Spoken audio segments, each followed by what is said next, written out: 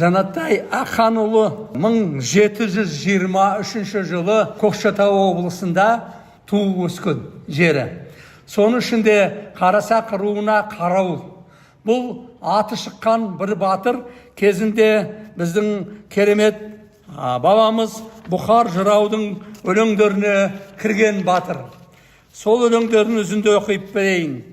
Үстінен шыққан төле би, бір қазаққа төбе би, қаз дауысты Қазыбек, керейде батыр Жәнібек, кіші жүзде Айтеке, сіргеліде Тілеуке, Қаракерей Қабанбай, Қанжығалы Бөгенбай, Сүйіндікте Олжабай, Шапыраштыда Наурызбай, Қара бұжыр Жанатай, Шақшақ құлы Жәнібек, Қарақалпақ Құлышбек, Бағаналы Баянбай, батырлардың тағы бар, Уақ Сары Баяндай, Оразымбет Балталы, Садақты кере тартады. Осы мынау ішінде Қара бұжыр Жанатай деген кісі Жанатай Ақанұлы. Бұл кісінің жас кезінен 17-18 жасынан Бөгенбай батырменен кездесіп, сол кезде Бөгенбай батырымыз 50 жасында. Бөгенбай батырдың жанында жүріп, көп нәрселерді үйренеді. Қанжығалы Бөгенбай алдында жүргенде соншама нәрселерді көреді.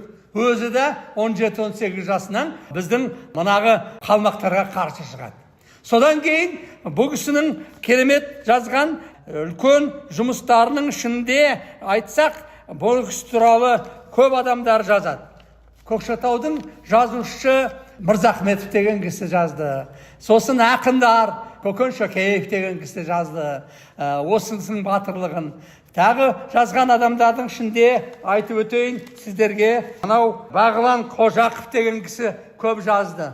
Олар жазғанда ол кісінің батырлық жолын жазды. Оның ішінде айтып өтейін дегенім, мынау Батыр Баян кітабымызда біздің Мағжан бабамызда айтып өтеді. Осы Жанатай туралы. Неге десең, Жанатай, екі Жанатай бар біздің солтүстікте. Соның Жанатай Жәнкеұлы, Жанатай Ақанұлы.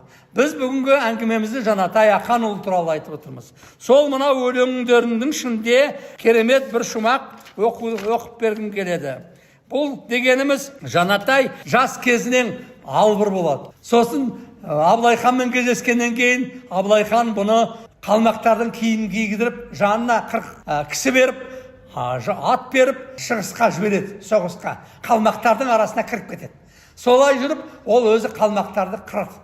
Сол Жанатай Ақанұлы батырлығы керемет болған кезінде сол Жанатайдың ерлігі, Жанатайдың өзінің елін сүйгіштігі, өзінің жанында бауырларын, Қара мырза, Сары мырза, Азнабай деген бауырлары бірге соғысады. Жанатай Ақанұлы да өзі 9 ағайынды. 9 ағайынды болғанменен бұлардың соғысқа қатынасқандары көбі қатынасқан. Бұлардың өздері не болса да осы елін жерімді сақтайым деп қалмақтардың ішінде болып кетеді. Қалмақтар бұларды іріктемей өзіміздің адам деп санаған екен. Бұл кісінің өзі көбінесе Жанатай Ақанұлы барлау қызметін істеген. Сол барлау қызметін істеп жүргенде бұны Абылайхан сол оңтүстіктен, шығыстан жауларды сен қу, Атырауға дейін. Алатаудан Атырауға дейін қуып апарып, сол жерде көбін өлтіреді. Оның үстіне жекпе-жек көп шыққаны бар. Жекпе-жек шыққаны, бұл жекпе-жек шыққанда керемет батырлары менен қалмақтың батырларын. Соның өзінде бұл өзінің шыққан, ең бірінші шыққаны 17 жасында. Мықтыбай батыр 19 жасында шығып өзін көрсеткен. Жанатай Ақанұлы 17 жасында өзін өзі көрсеткен батырымыз. Беделді батырлар арасында керемет әрекет жасап, өз жолыменен батырларды қорғап, сонда елім үшін, жерім үшін соғыстым деп айтып жүруші еді. Енді батырлардың ішінде айтып кетсек, мен жаңағын айтып өттім, 9 ағайынды бұлар. 9 ағайындылар қосылып, бұлар өздері керемет қып Айыртау ауданында мазар салды. 2022 жылы сол ашылуында мен болдым. Болғанымда қанша халық болды, көп жерлердің халықтары болды. Соны айту керек, бұл мазарды ашқанда соған ұйытқы болған Жаябай Танабергенов деген туыстары. Солар бәрі қосылып, сол жерден мазар ашылды. Мазар болғанда айтып кету керек, 1958 жылы мынау тыңды көтеріп жүргенде бұның зиратын бір ақсақал тауып алады. Сол жерде. Содан сол жерге мазар қояды. Мазардың ашуына Көкшетау, Павлодар, Петропавл, Астанадан әрбір адамдар, Қостанайдан кісілер келді. Зиялы кісілер келді. Мынау айтып өтінгенім керек.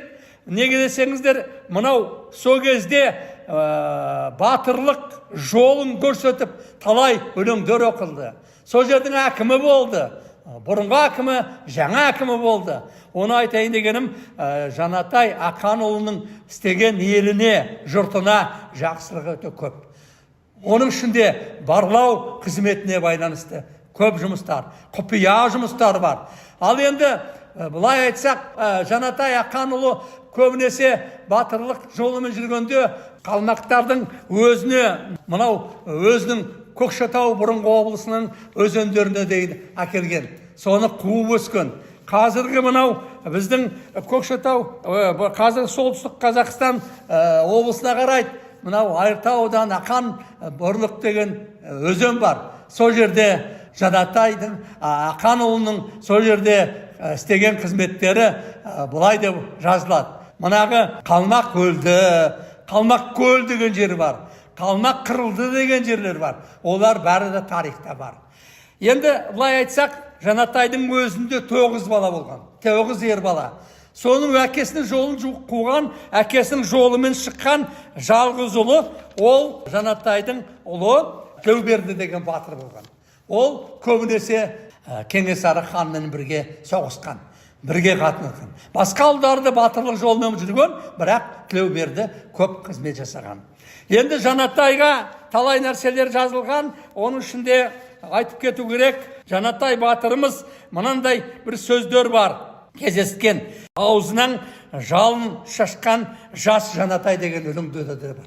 Жанатай батырымызды айта берсек, туыстары қазір көп. 9 ағайындар, 9 ағай көрдім. Сосын Жанатай батырға 2023 жылы керемет 300 жылдығын жасады. 300 жылдығына мен бара алмадым, мені Қайрат Қожахметов деген ақсақал шақырып еді, жете алмадым. Неге десеңіз, апаратын кісі болмай қалды. Мен содан кешірім сұраймын ол кісінің алдынан. Керемет өтті. Жанатай батыр Ақанұлы өте басымды еліне атақ шыққан батыр. Көп адамдар жазады ол кісі туралы. Әндар, ол Бөгенбай батыр көп нәрселерді Бөгенбайдан табуға болады, дастандардан табуға болады, қиссалардан табуға болады. Бірақ айтып кету керек, Жанатайдың өзінің істеген ерлігі көп нәрселері құпия жөнінде көрінеді. Құпия болғаны бұл өзі орысша айтқанда көбіне разведкада барлау жұмысын жасаған. Соған байланысты қалмақтарды сол оңтүстіктен солтүстікке қуған Жанатай Ақанұлы. Енді бұның ерлігі, бұның адамгершілігі, бұның халығын сүйіспеншілігі біз неге жазбаймыз? Әскери оқу орындары бар.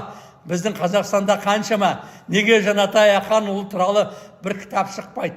Неге Жанатай Ақанұлы керемет энциклопедияға кірмейді? Сол мені қобалжытады. Маған өзімше ойлаймын, халығым риза болар. Осы Жанатай Ақанұлын міндетті түрде қазақ батырларының ішінде болу керек. Біздің оқымысты студенттеріміз оқу орындарда, жоғарғы оқу орындарда, орта буында бәрі Жанатай Ақанұлын білу керек. Міндетті мен басымды иеймін Жанатай Ақанұлының алдында.